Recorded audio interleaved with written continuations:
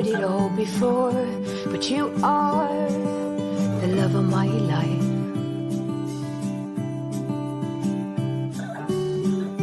I knew when you came through the door that you are the love of my life.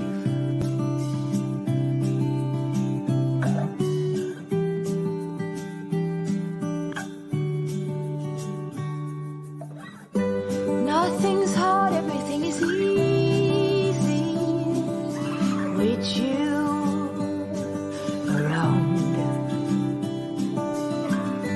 No bombards, everything is easy when you come around. Hold on now. I remember meeting you in a dream, thinking that's the love of my life.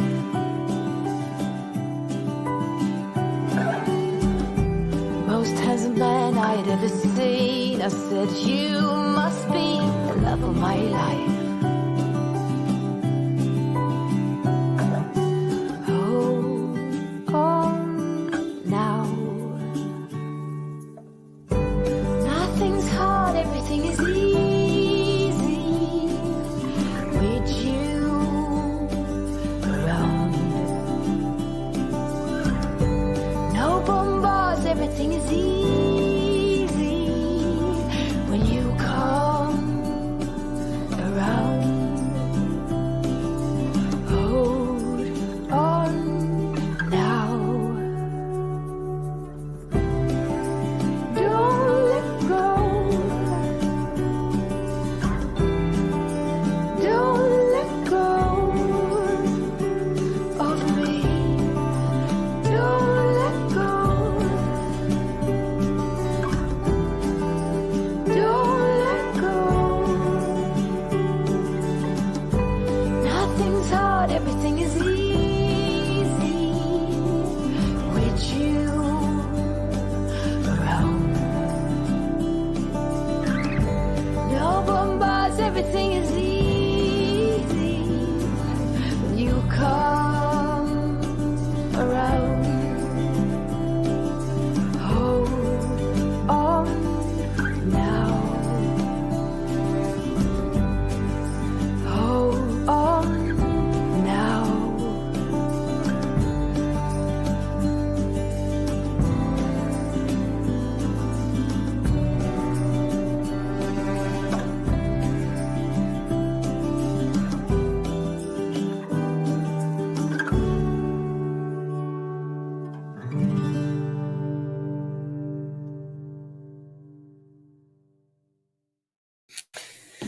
Uma boa noite a todos vocês, uma boa noite de quarta-feira para todos vocês. Uma alegria poder estar aqui mais uma vez, podendo estar aqui compartilhando um pouco sobre a psicanálise. E nessa quarta-feira nós continuamos aqui a falar sobre a teoria do amor na psicanálise. Essa temática que já vem aqui nos ocupando há quase um mês, e nós estamos aqui dialogando, elaborando várias questões em torno do amor. E hoje é a última dessas nossas transmissões, então, sobre a teoria do amor na psicanálise. Nós que já fizemos aqui diversas localizações a respeito do amor, como o amor é visto, não só pelos romanticistas, como o amor é visto também pela psicanálise, como é feito toda uma construção. O amor como sentimento, o amor como uma idealização, o amor como Freud foi percebendo.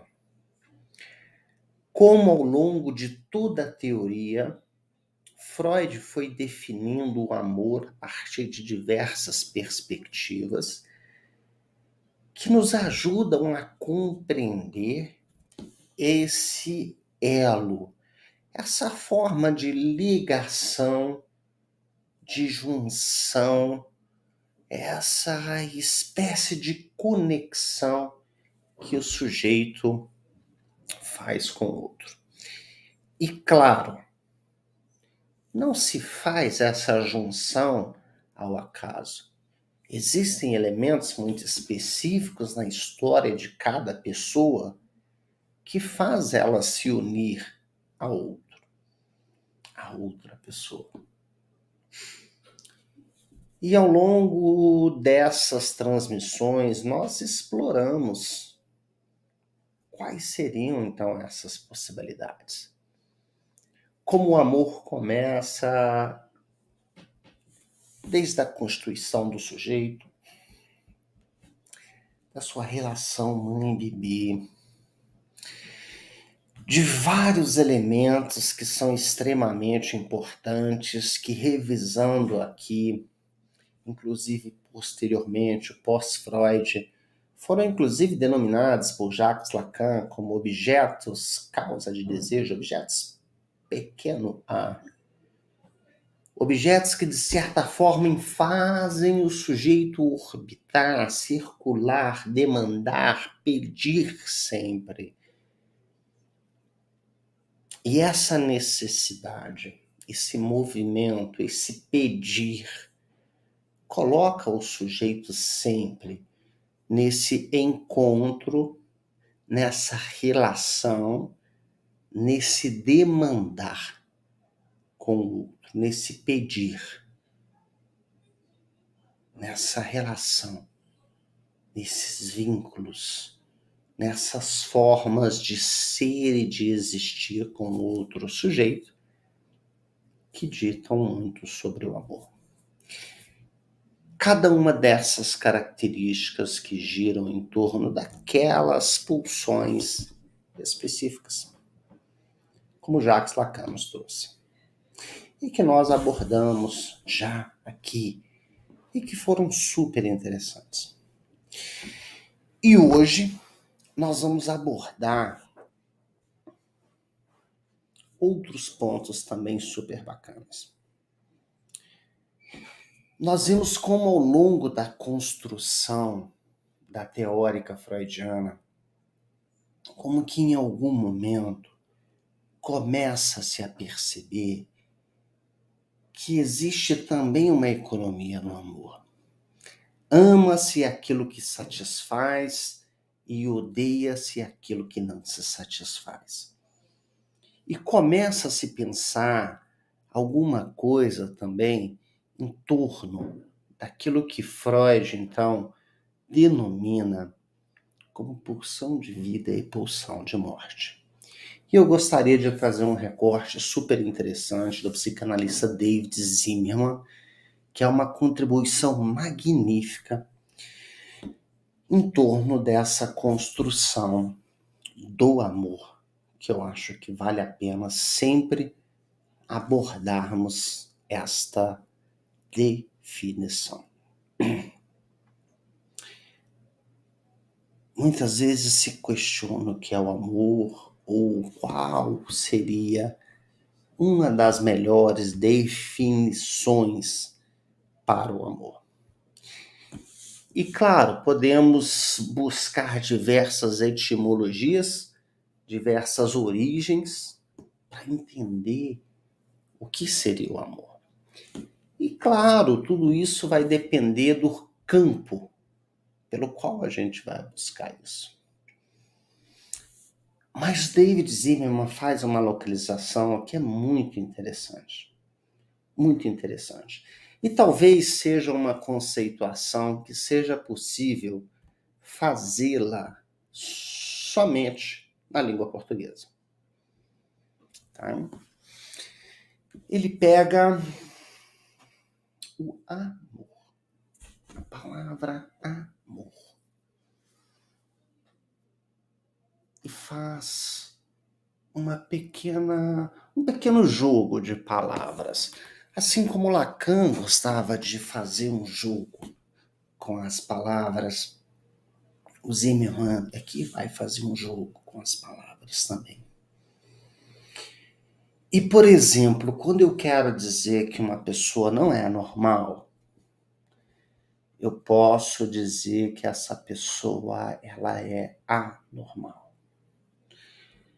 Quando eu quero dizer que não existe tempo, eu posso dizer que esta situação é atemporal. E assim por diante, nós podemos utilizar esse prefixo a muitas vezes para dizer alguma espécie de ausência ou alguma espécie de exclusão. E na palavra amor, nós temos justamente esse prefixo a, que quer dizer exclusão. E temos mor, que nós vamos ter aqui e vamos buscar fazer uma localização do latim mors, que significa morte. Morte, mortalha, mórbido, moribundo. Mortuária, câmara mortuária, altar-mor, como se tem nas igrejas, por exemplo. O altar da morte de Cristo, por exemplo. Mortífero, mortandade, mors. Amor. Amor. A ausência de morte. E a partir dessa definição de David Zimmerman, com esse jogo de palavras, fica super interessante para que a gente entenda o amor. O que seria o amor? A ausência de morte. E se a gente explora por essa via, nós podemos ter aqui uma harmonia, uma ligação com esse princípio fundamental do que o Freud postula, então, como pulsões de vida e pulsão de morte. As pulsões instintivas. As pulsões de vidas, eros, ou as pulsões de morte, as pulsões agressivas ou thanatos. O amor, então, dentro dessa perspectiva, como uma predominância de vida sobre aquelas pulsões de ódio, de agressão, que de alguma forma estão aqui excluídas, sem o A, morte, mors, sem essa presença forte e permanente. Ou seja, mors, morte, pulsão de morte, e logo pulsão de vida, de amor. Pulsão de vida, amor. E é super interessante, a partir dessa perspectiva, entendermos também o amor. Queria primeiramente dar boa noite para todos que estão aqui conectados conosco. Quem está aqui no Instagram conosco e quiser migrar lá para o YouTube, vai lá no link da bio aqui no Instagram, clica lá, migra aqui para o YouTube. A gente pode administrar melhor aqui quem está conectado. A gente pode cumprimentar, vocês podem fazer perguntas, a gente consegue administrar melhor todas essas perguntas, tá bom? Selma, boa noite, seja bem-vinda, viu? Uma alegria ter você conosco. A Maria Lima, boa noite. Sueli, boa noite. Yúdia, seja bem-vinda. Eliana, bem-vinda, viu? Uma boa noite para você. Lidiane, seja bem-vindo, uma alegria ter você conosco. Rosinalva, seja bem-vinda. a Maria Lima. A transmissão acaba, mas o amor continua, com certeza. E as transmissões também continuam com outras temáticas, viu, Maria? O Cristobal aqui presente conosco, muito bom. Roberto, boa noite, seja bem-vindo. Josileia, bem-vinda. Fernanda, muito bom. Marli, a Ana Paula, seja bem-vinda. Eunice e a Jaci, muito bom. Pessoal, coloquem também aqui as considerações de vocês, os comentários. Coloquem aqui, por favor, se vocês também já ouviram essa a consideração sobre o amor, se vocês já tinham ouvido, lido em algum lugar esta forma de traduzir, de falar sobre o amor anteriormente. Eu não sei se vocês já tinham ouvido alguma forma psicanalítica de abordagem sobre o amor por esta via. Coloquem aqui as impressões de vocês, porque eu tenho curiosidade para saber disso. Pois bem, o interessante disso é que, claro, nós temos aqui, a partir disso, diversas formas para poder entender justamente o sentimento amoroso, o sentimento afetivo, dentro de todas essas concepções que nós estamos aqui abordando.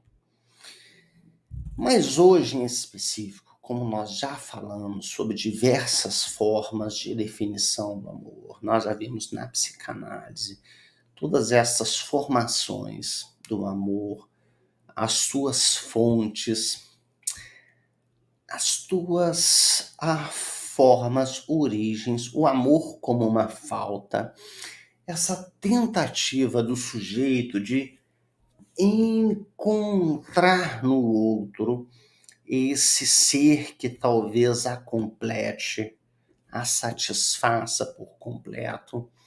Isso é super interessante. Inclusive, o Lacan, na sua releitura, claro, ele faz considerações incríveis a respeito do amor. E é inevitável não citá-lo. Tá? E claro, o Lacan começa a observar, como nós já dissemos, a partir daquilo que é o amor transferencial, e principalmente lá no seminário 8, denominado A Transferência, onde ele cita aquela obra que nós já dissemos, ele faz a releitura a partir do Banquete de Platão. Ele fala sobre a repetição que acontece dentro do setting analítico. E essa repetição, pelo ângulo psicanalítico, o Lacan nomeia como uma repetição de automatismo, que ele chama de automaton, e descreve como uma espécie de defeito no processo de simbolização. E diz que o que não pode ser simbolizado, o que não pode ser falado, o que não pode ser reconhecido pelo sujeito, retorna sobre a forma de conduta, sobre a forma de ação. Retorna ali no setting analítico. E aquilo que foi, de certa forma, esquecido no passado e que está relacionado com recalque, reaparece sobre formas de formações do inconsciente. Lapsos, atos falhos, sonhos, nos sintomas e assim por diante. Mas existe uma frase que eu acho super bacana, que ele diz assim: no amor de transferência, trava-se um combate a partir de duas estratégias que colocam em cena o amor e o desejo. Recordar para não repetir é o desejo do analista. Não recordar para amar e ser amado é a aspiração do analisando. E essa frase do Lacan nos coloca sobre uma perspectiva super interessante. O analista é aquele que não quer que o seu analisando repita os sintomas. Ele quer que ele recorde. E o analisando quer simplesmente não recordar para poder amar e ser amado, muitas vezes, das suas formas adoecidas. E é por isso que nós vamos hoje falar justamente sobre os tipos e as diversas modalidades de amar e ser amado. E vamos trazer aqui aproximadamente umas 8 modalidades de amar e ser amado dentro do viés psicanalítico. E cada uma dessas modalidades traz aqui características muito específicas que vale a pena estarmos atentos a essas modalidades, porque elas ditam muito sobre a história do próprio sujeito. Tá? E claro, nós estamos aqui falando de um leque de possibilidades, de fórmulas, de vínculos, de configurações, de maneiras de criar, de ser, e que vão aparecer aqui nas relações do sujeito dentro de uma normalidade, mas também vão aparecer nas formas patológicas de amar. Bom, então vamos falar aqui sobre o amor-paixão. O que seria o amor-paixão? O amor-paixão seria aquela modalidade de amor que tem aqui o seu lado belo e sadio, quando ele representa-se o prelúdio, de fato, de um amor, de fato, a ser construído com bases sólidas. Por exemplo, como acontece na fase do adolescente, onde representa, por exemplo, o despontar de uma saudável capacidade para poder amar. No entanto, também devemos lembrar que existe um lado muitas vezes cego. Existe um lado também que lança o sujeito muitas vezes em situações, em grandes furadas, em grandes mancadas, e que pode colocar também ele em grandes situações que podem vir a ser cometidas. O amor-paixão tem essas duas perspectivas. É aquele que pode lançar, de fato, o sujeito a aprender a lidar com o seu sentimento de forma sadia, aprender a lidar com o amor que vai ser construído, mas é aquele que também pode colocar o sujeito ali em grandes situações complexas, em grandes furadas, tá? Por isso esse nome é amor-paixão, tá?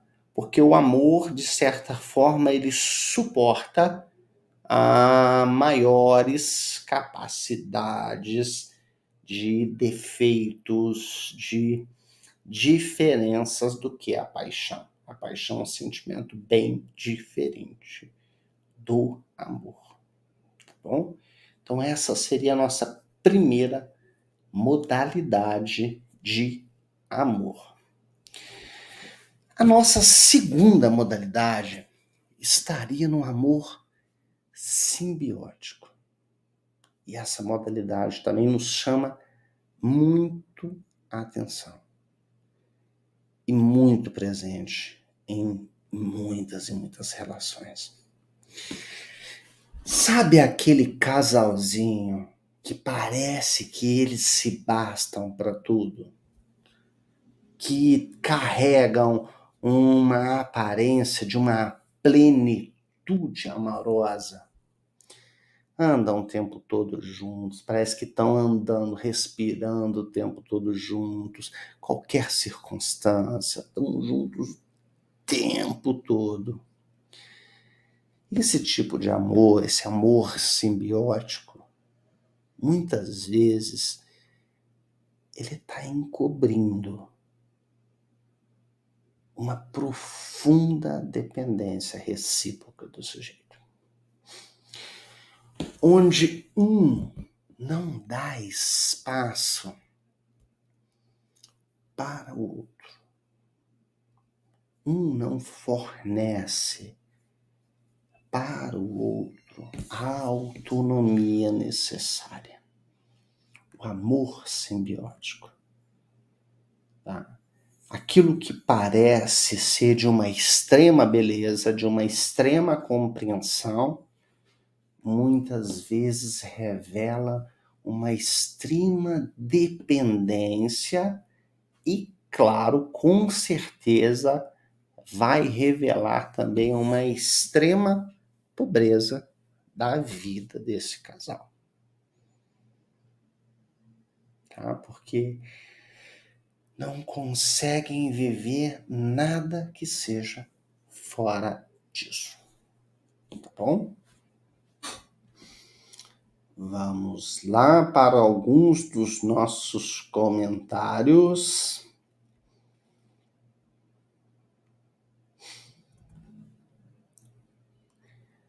Ok.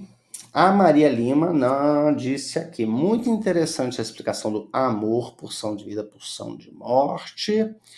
Ainda não tinha escutado.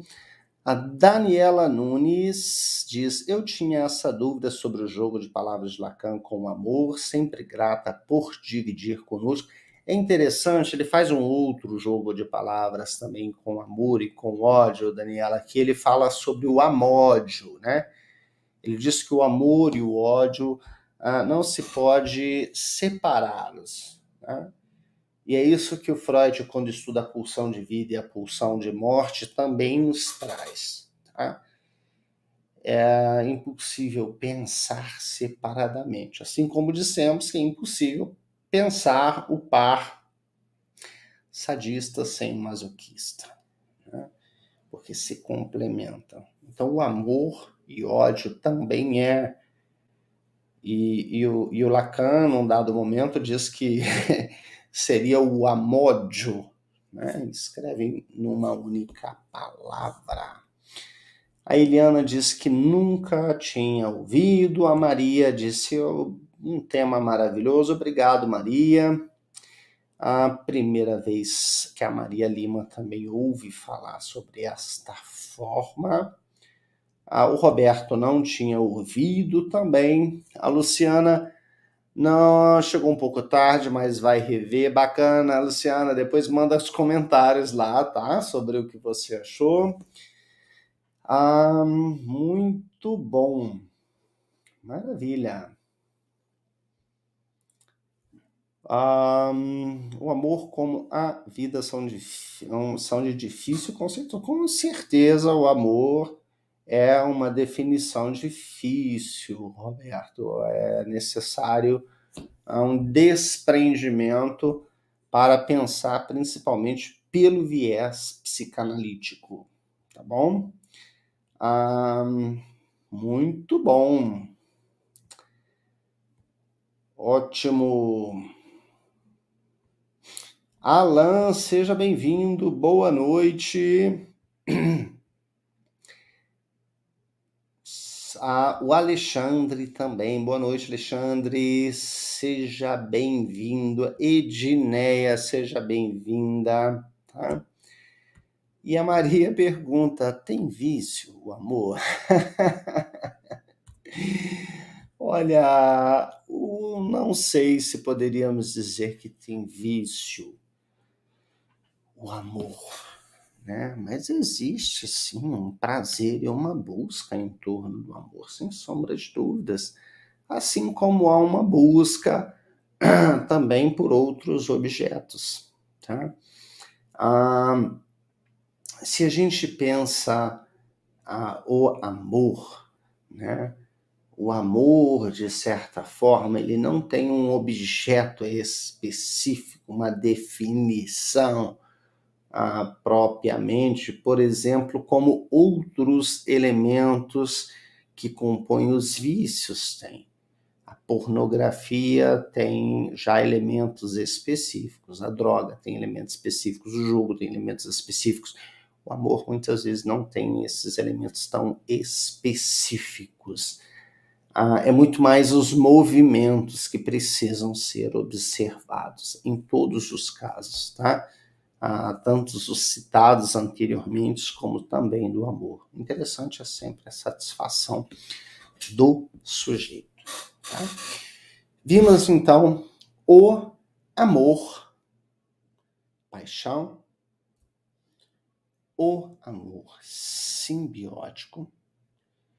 E vamos falar agora sobre o amor sadomasoquista, que é uma forma de relação também super interessante, super presente em muitas relações, que é justamente aquele amor caracterizado em graus e formas variáveis por uma forma de amar e ser amado, em que a constante é justamente essa predominância de um permanente jogo de recíprocas acusações que muitas vezes vão visar rebaixar, desqualificar, maltratar, cobrar, gerar mágoa, raiva, ódio, revidar, humilhar, causar vingança, humilhar o outro diante da presença ou não de outras pessoas. A grande pergunta que as pessoas fazem: isso não é saudável, isso é relacionamento abusivo, nos termos atuais que a gente ouve e se fala muito. Tudo bem, pode considerar assim por uma via. Mas e se essa for a forma constitutiva da pessoa? E se essa pessoa, segundo aqueles elementos que nós exploramos, se pulsionalmente ela gira em torno de uma organização subjetiva anal, onde as características subjetivas dela giram em torno de algum elemento, assim, com características masoquistas ou algumas características sadistas, que não precisam chegar ao extremo do termo, mas das manifestações diárias, das mais leves manifestações, mas que causam esses vínculos. Lembra da antiga música do Leandro e Leonardo, Entre Tapas e Beijos? Amor sadomasoquista. E existem muitos casais que vivem assim, nessa espécie de relação. Construíram a sua forma de amar dessa maneira. podem ressignificar? Sim, podem ressignificar, podem reconstruir esse vínculo, podem reconstruir, mas precisam entender.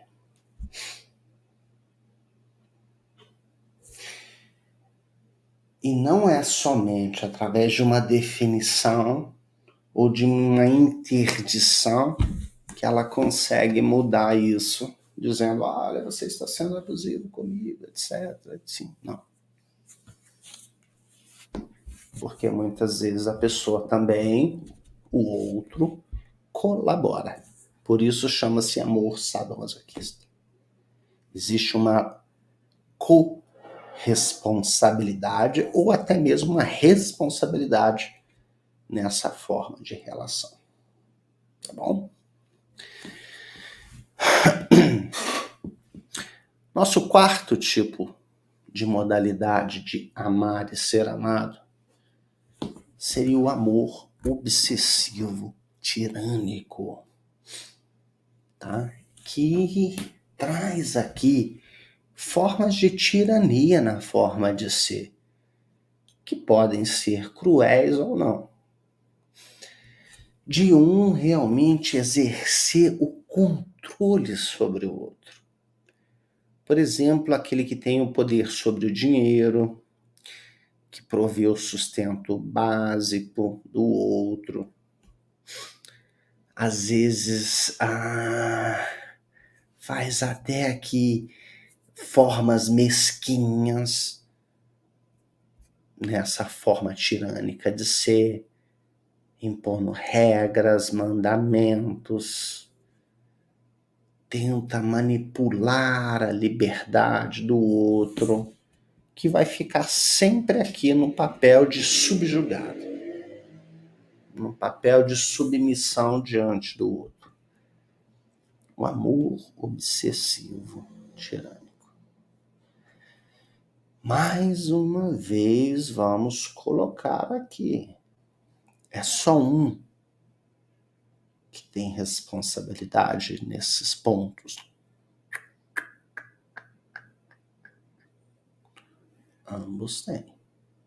As coisas podem se intensificar e alguém pode não saber sair dessa relação. Aí sim, tudo bem. Aí eu concordo plenamente.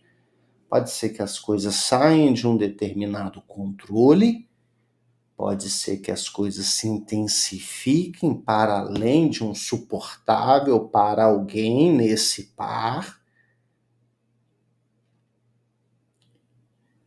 e que as coisas tomem uma outra dimensão. Por isso que nós falamos desde o início. Avaliar as frequências da normalidade e das patologias que podem surgir e surtir também nessas modalidades de amar e ser amado. Tá bom? Muito bom. A Carla diz assim, precisamos de uma aula só de amódio. Vamos, quem sabe, fazer, hein, Carla? Com certeza. Muito bom. Maravilha. Oi, Ana Paula. Boa noite. Que bacana. Seja bem-vinda, viu?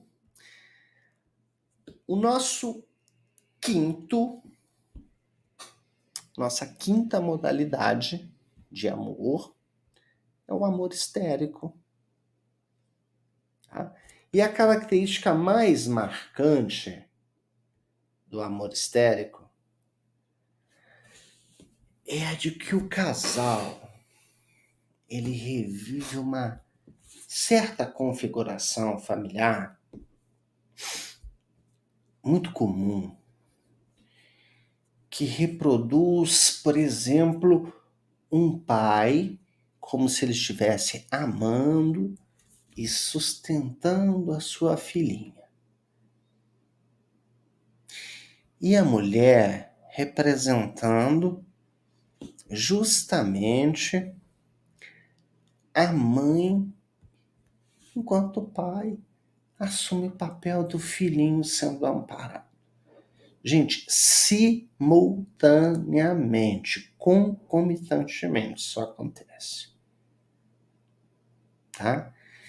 Nesse tipo de vínculo amoroso, quem está no papel da criança, costumeiramente aqui, demonstra uma forte, predominante preocupação, às vezes com a aparência exterior, para tentar compensar essa sensação de vazio e feiura interior.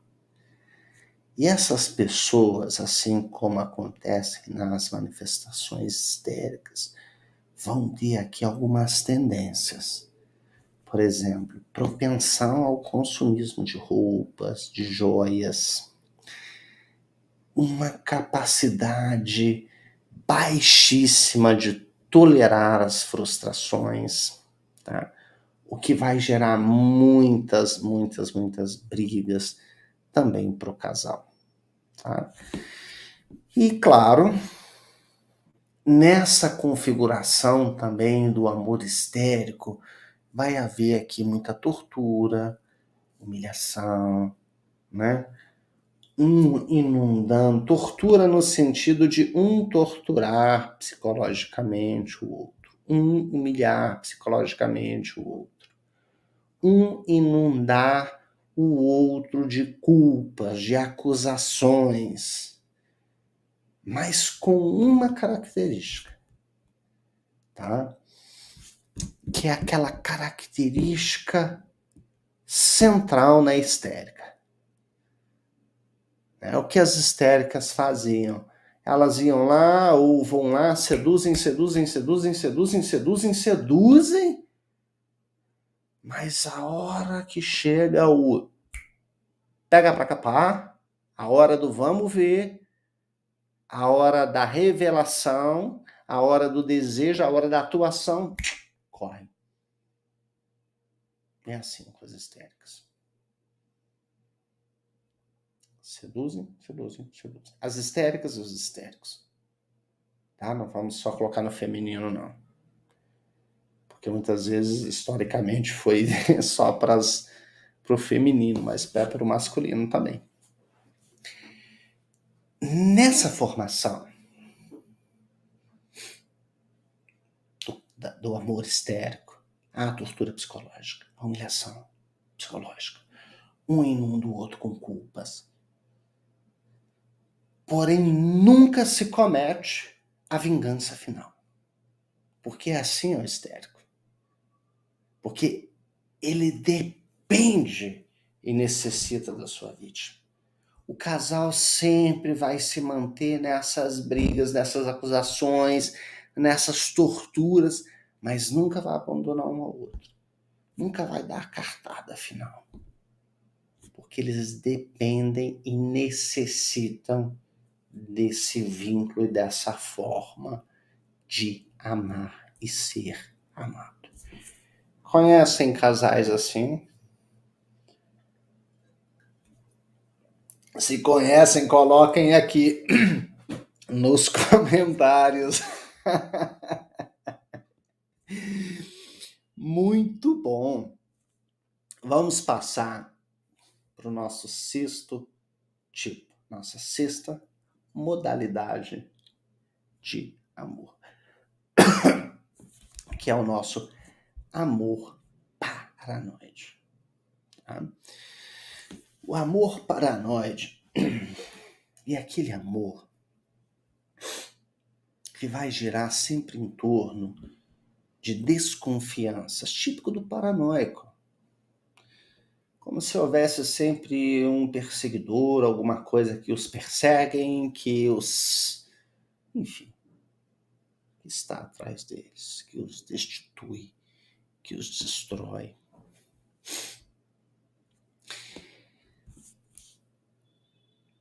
Principalmente marcado por um ciúme excessivo. Muitas vezes por parte de um deles. E algumas vezes isso pode ser recíproco, pode ser por parte de ambos. E ainda com a ideia que esse ciúme era ainda uma prova de amor. Olha, eu tenho ciúmes porque eu te amo. Se eu não te amasse, eu não teria tantos ciúmes assim.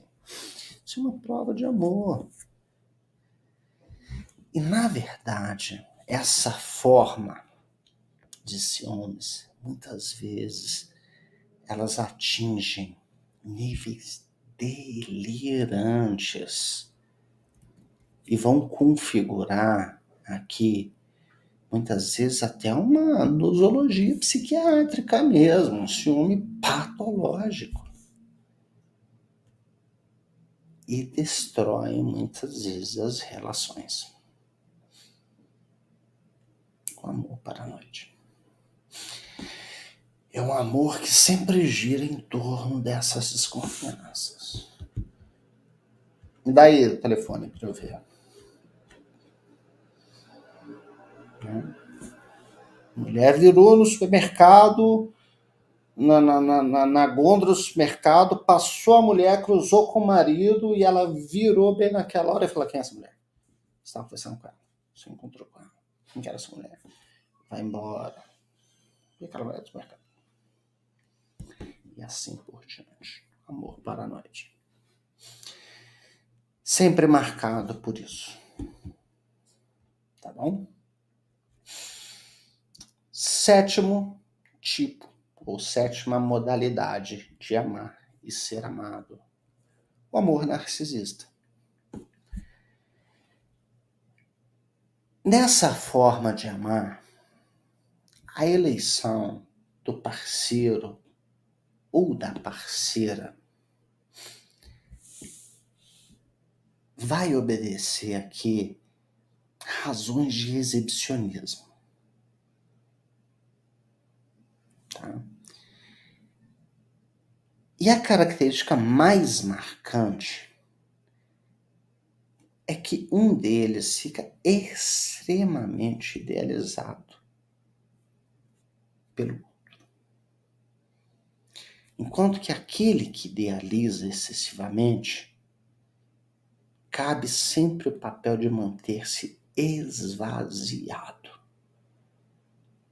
Aquele que idealiza excessivamente, cabe sempre o papel de ficar esvaziado. Para que o idealizado sempre possa brilhar ainda mais. E assim, o narcisismo enrustido daquele que idealiza em demasia pode seguir de carona no rastro do brilho do outro que ficou no papel do idealizado. Exemplo.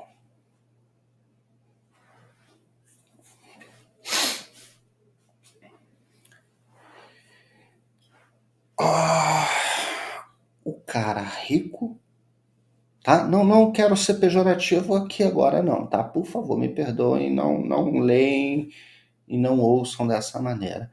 O cara rico, que tem dinheiro, não cuida da aparência, não cuida do corpo, não cuida dos seus modos, não se preocupa de maneira nenhuma com isso.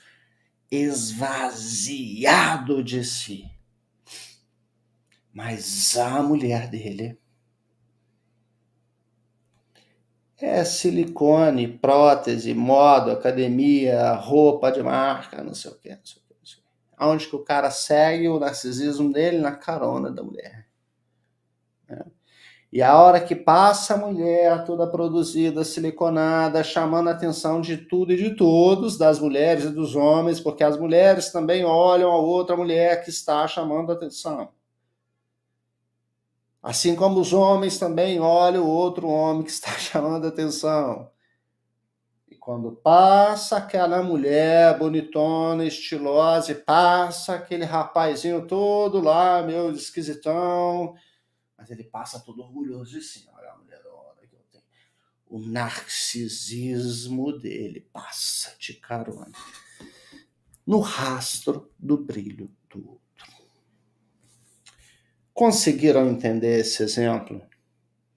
É um exemplo, só um exemplo. Não entendam como um fechamento ou um encaixotamento. Peguem esse movimento e expandam ele também para outras formas de relação de amor narcisista que podem existir, tá? Coloquem aqui para mim se vocês entenderam. Para mim é importante saber se sim ou se não.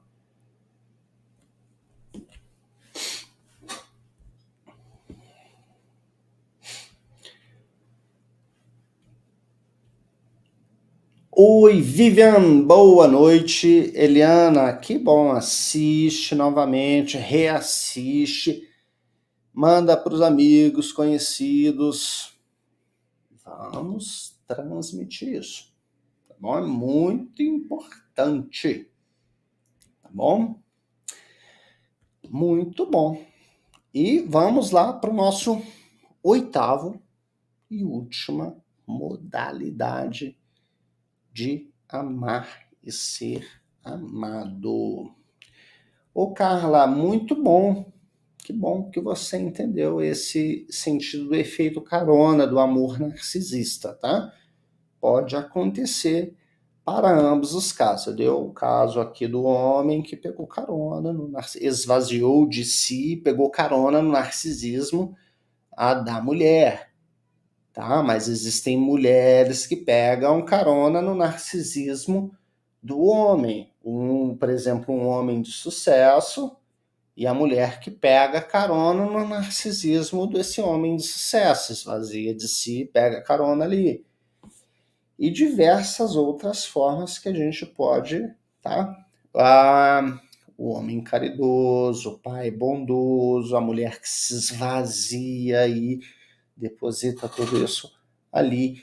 Tem muitas modalidades para poder se pensar essas formas de relação, tá bom? Temos que sempre pensar isso em multiplicidade. A última modalidade que nós temos, tá? É o amor perverso, a forma de amar e ser amado, que alude aqui ao fato que os dois do casal, em alguma forma e grau,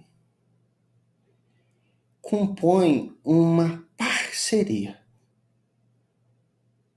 que, mercê de um conluio inconsciente, um jogo inconsciente entre ambos, sempre buscam transgredir as normas.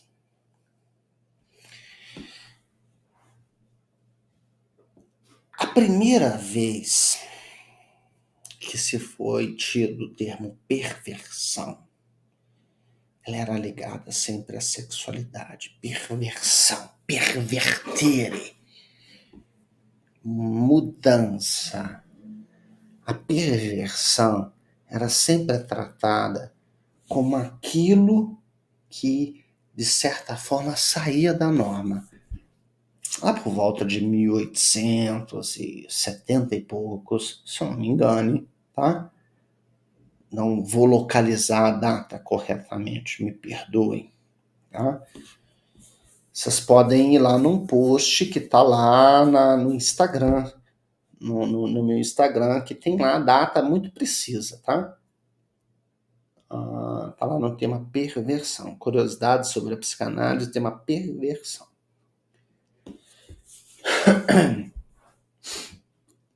Perversão era tudo aquilo que fugia da norma. E nós temos que continuar pensando a perversão assim. Fugia da norma a princípio da norma ou da conduta sexual normal. Mas hoje a gente deve pensar para além disso. A perversão tem uma conceituação para além disso. A forma de amor perverso são esses casais que consciente, mas movidos muito mais inconscientemente, tem aqui uma parceria, um conluio, que buscam sempre transgredir, romper essas normas, perverter, transgredir essas normas geralmente aceitas aqui nos planos da sexualidade, rompendo da ética, dos vínculos familiares, sociais e assim por diante. Tá? Essas, então, seriam aqui as nossas 8 modalidades de amar e ser amado. São aqui no mínimo 8 possibilidades que nós temos para poder entender as formas de amor pelo viés psicanalítico. Nós que já fizemos todo esse percurso de entender o que é o amor, o que ele quer de fato significar, essa busca do sujeito por uma falta, essa tentativa de tamponar alguma coisa, essa busca por objetos muito específicos que ditam sobre a história, a historicidade do sujeito, sobre as escolhas subjetivas da pessoa. Essa tentativa de completude, essa busca para tamponar uma falta. E como que ele deposita nesse vínculo, nessa relação com o outro, essas tentativas, essas demandas. Então é muito importante entendermos todas essas questões. Entendermos todas essas formas de amar e como psicanalistas, claro, levar os nossos analisandos a entender, a esclarecer, a tornar consciente estas manifestações que muitas vezes eram inconscientes para eles, para que eles possam cada vez mais estarem de fato alinhados, direcionados realmente com aquilo que desejam de fato. Então explorem muito bem essa questão na clínica. Não deixem de entender etimologicamente, teoricamente, o que de fato é o amor e toda essa busca, essa relação que o sujeito faz na sua história. Tá bom? Eu agradeço muito a participação de todos vocês ao longo dessa série sobre a teoria do amor na psicanálise. Essa temática é muito ampla, existem muitos materiais que vocês podem buscar para complementar todo o conhecimento de vocês a respeito dessa temática e espero que vocês possam de fato fazer isso, tá bom? E na quarta-feira que vem, às 20 horas, nós nos encontramos novamente aqui nos nossos canais de transmissão para continuar falando sobre a psicanálise, tá bom? Quarta-feira, às 20 horas, eu espero vocês novamente aqui e vamos continuar abordando aqui sobre os conceitos da psicanálise e na semana que vem começamos a abordar um novo conceito da psicanálise aqui nas nossas transmissões. Muito obrigado pela presença de todos vocês e até a nossa próxima semana, nossa próxima transmissão. Tchau, tchau!